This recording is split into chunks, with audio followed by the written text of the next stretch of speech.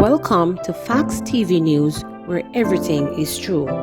Soldier killed in early morning home invasion. A member of the Jamaica Defense Force, 26-year-old Kemar Dennis, was reportedly shot and killed at his home in Central Village, Spanish Town, St. Catherine, Tuesday morning. According to sources, unknown assailants gained access to Dennis' home about 3 a.m. and opened fire, hitting him multiple times. He was transported to hospital where he was pronounced dead. Investigations are ongoing. Late St. Catherine educator Maria Wilson hailed as caring dedicated. The school community of Ackles Hill Basic School in Kitsiltown, St. Catherine, is in mourning over the passing of educator Maria Wilson. Principal Paulette Washington Williams described the 51-year-old as caring and dedicated.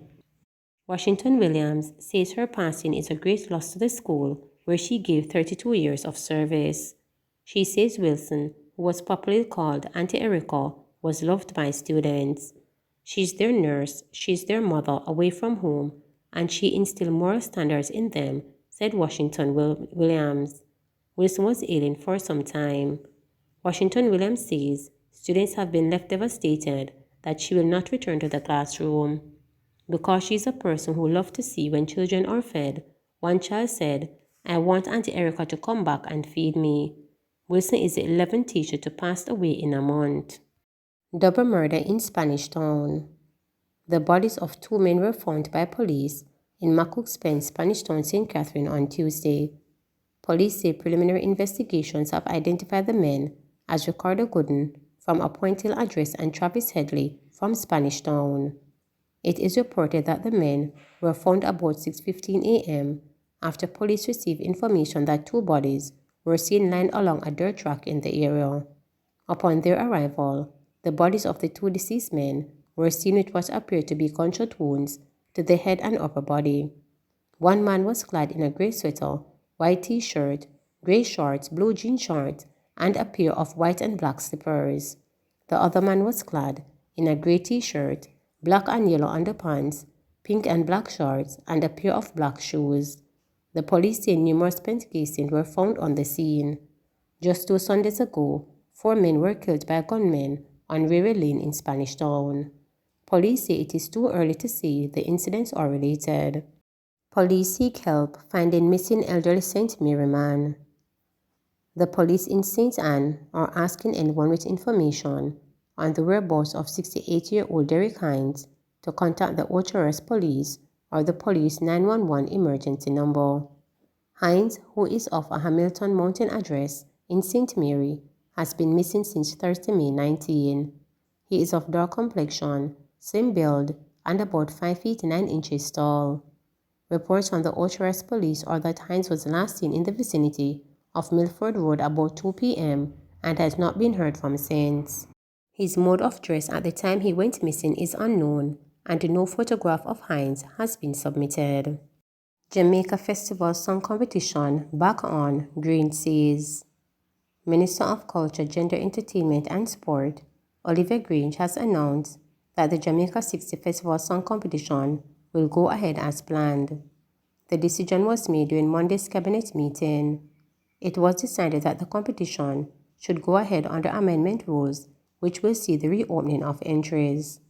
Last week, Grant had announced that the competition was struck off the calendar of events for the island's independence celebrations. She had cited poor quality of entries as the reason for the competition suspension, similar to that in 2017. According to the minister, the panel that usually selects the finalists for the Jamaica Festival Song Competition had said that it was unable to choose 10 suitable songs from among this year's entries. The panel had reportedly given the nod to 3 entries, which was not a sufficient number for a competition. Grant said entries will now reopen for a limited period of 1 week starting Tuesday, June 14, as the panel seeks to identify an additional 7 songs for the finals.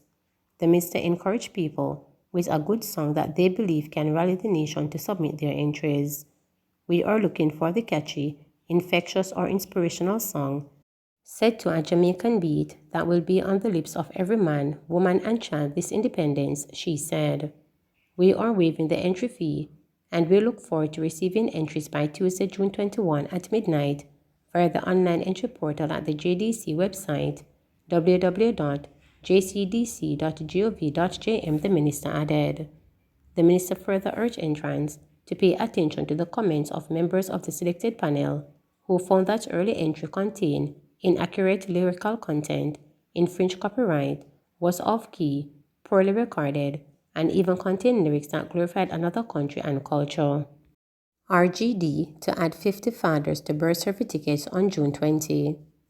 50 fathers who want to add their names to their children's birth certificates will benefit from the Registrar General's Department RGD Status Day Promotion for Father's Day.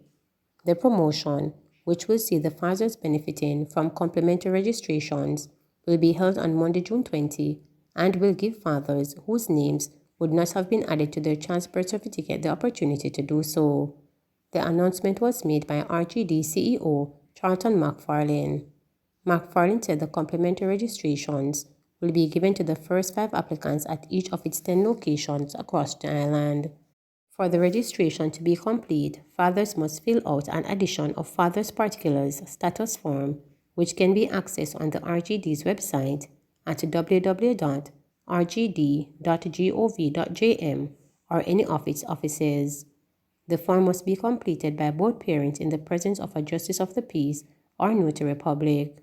McFarlane said to verify that the father is who he says he is, he will need to provide valid government-issued identification and the child's birth certificate, in addition to the completed application form that is to be submitted to the RGD.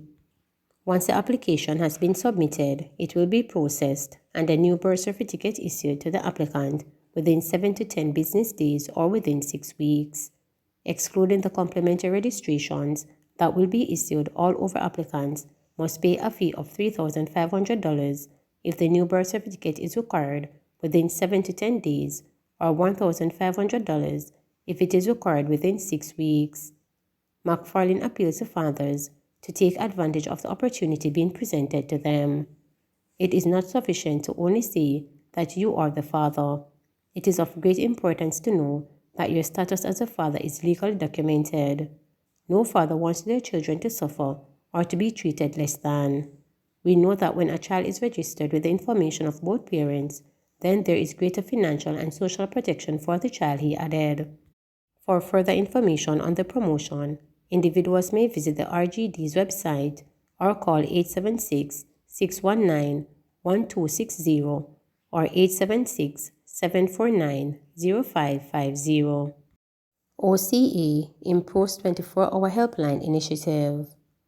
In an effort to target even more youth, the Office of the Child's Advocate, OCA, says it has improved its 24-hour helpline initiative, Safe Spot.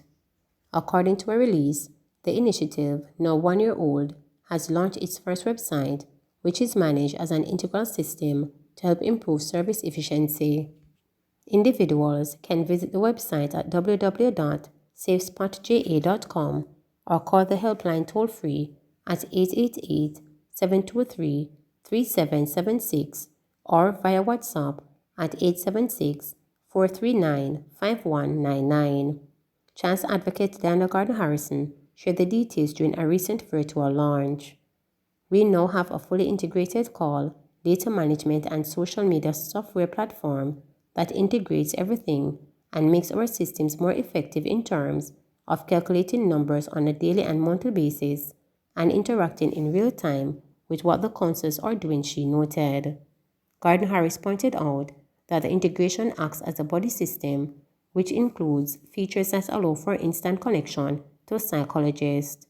We think this tool will help to sharpen us more, and of course with the website and social media pages, we're very hopeful that this will assist us with getting information out there, she added.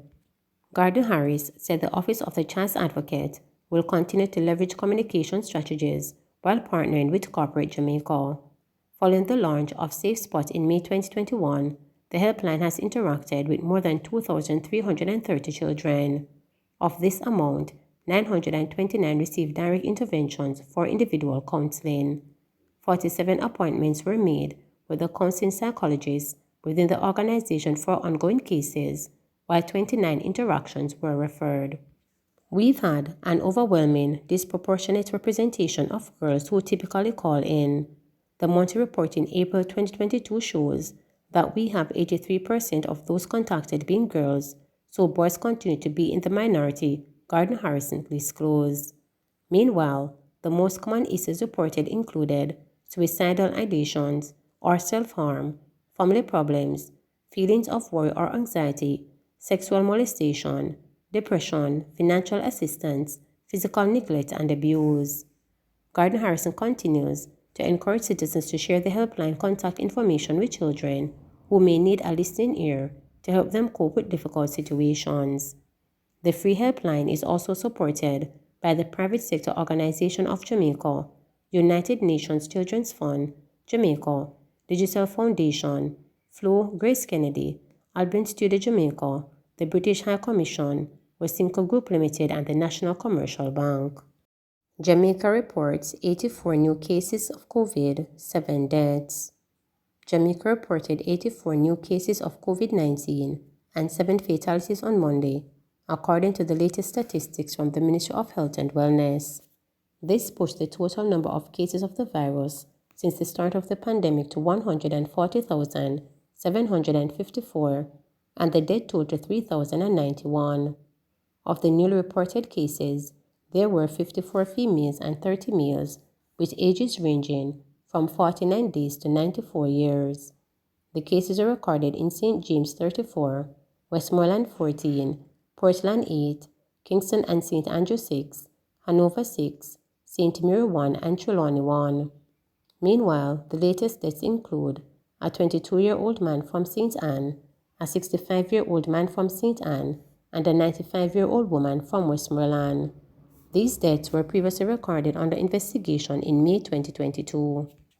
Also among the latest deaths are a 70-year-old man from St. Anne, a 63-year-old from St. Anne, an 84-year-old woman from Hanover, and a 49-year-old man from Westmoreland, whose deaths were recorded in June 2022.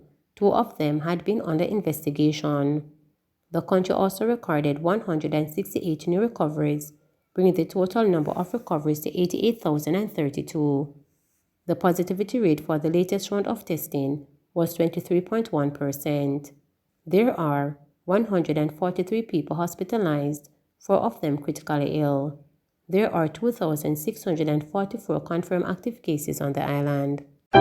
Please remember to subscribe, like, share, and click the notification bell for daily updates.